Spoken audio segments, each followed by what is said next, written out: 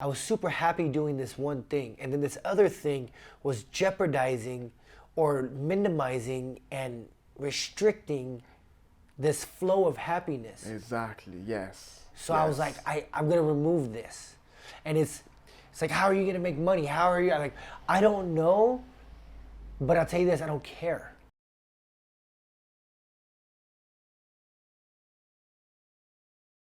Were you the only guy at that moment who's going who start to go overseas compete? So yeah, at the time that doing the calisthenics when I first started, Yes. I didn't know that there was really like traveling. Like I didn't know that they were hosting. Like I had barely just started learning about that there was actually competitions. Yeah. You know, yeah. I was just working out with all of my buddies at the beach, and then I started learning about YouTube and Instagram and competitions in different places, and so I did my first competition in Los Angeles Right, was at Los Angeles. at the LA Fit Expo, Battle of the Bar? Battle of the Bars. Oh, yeah. Yeah, Oh, Battle of the Bars 3. oh. Yeah, Because you missed the one when you met San Jose. San Jose. So you Yeah. come, you say come to the Battle of Bars, and you try to get out from your job to go, and nobody want to replace you. I And couldn't then, get out, dude. And then two things happen. You missed it, and you left your job. Yeah. You should have left your job like Yeah, way before. yeah, totally. That was a total mistake. Is that I quit my job but I still missed the competition. So I was like, oh man. But after that, it freed up a lot more time because I was training. Excuse me, I've been feeling a little under the weather. I already had been training a lot when that San Jose competition has happening, and then when that competition had gone by and I missed it, and the way I felt about it and everything, like when I quit my job, it just freed up even more time. So I was living at the beach. You know, I just wake up, have breakfast, drive to the beach, stay there till the sun went down, and then go home. Yeah, but it's kind of a risky thing because a lot of people feel comfortable when they have a job, okay, and they don't want to risk it with something, or which they never, they don't know if any income gonna come from it. Because now you quit your job for a hobby, we can say. Yes. So it's not kind of something you thought I'm gonna be an athlete, I'm gonna get paid like this. No. That's later in life. Yeah. And so when you quit a job and you don't have a job and all you do is free time to play your hobby you love, that's something people don't see it. They fear. It's a fear. It's a fear. Yeah. And I fully understand it.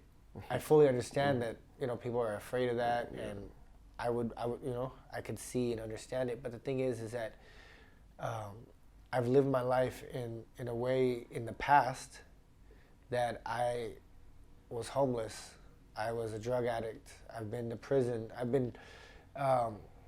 I've lived my life on $5 for a few days because I was such a strung out drug addict.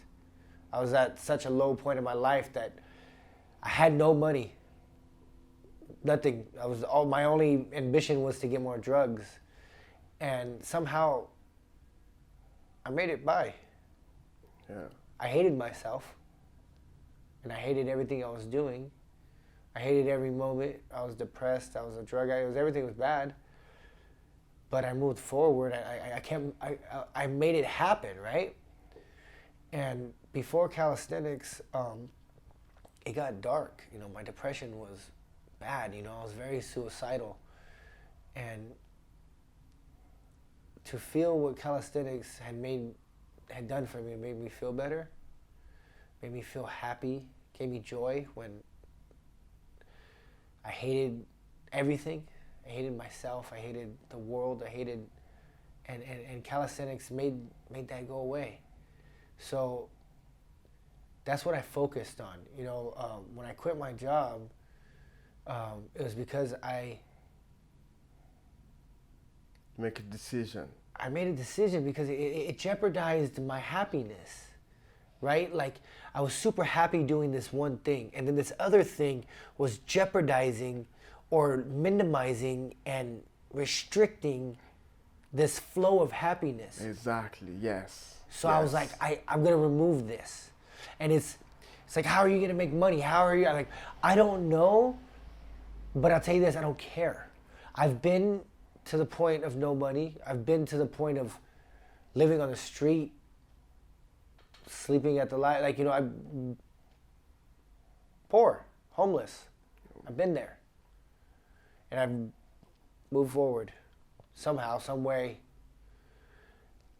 The only thing I was focused on was staying happy,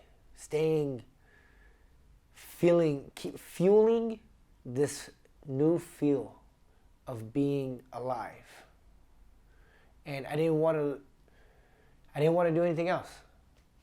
Like my job jeopardized it. Anything that like jeopardized it, I was like, goodbye.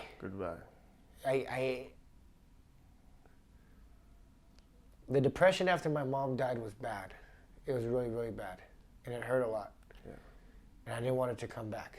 Now that it was going away, now that it was lightening, it had such a grip on me that like I was doing something that was loosening the grip. I didn't want to give it any more power. Like I didn't want to let anything tighten that grip again. So that's the fear of not knowing what to do about the money or where I was going to go. Was nothing but because I wanted to live. And it's like what is it if I have a job, if I still have a paycheck coming in on Friday? I worked 60 hours this week and I have a really great paycheck coming on Friday. And I end up killing myself Wednesday night. It does nothing. Yeah, it does nothing. Does nothing.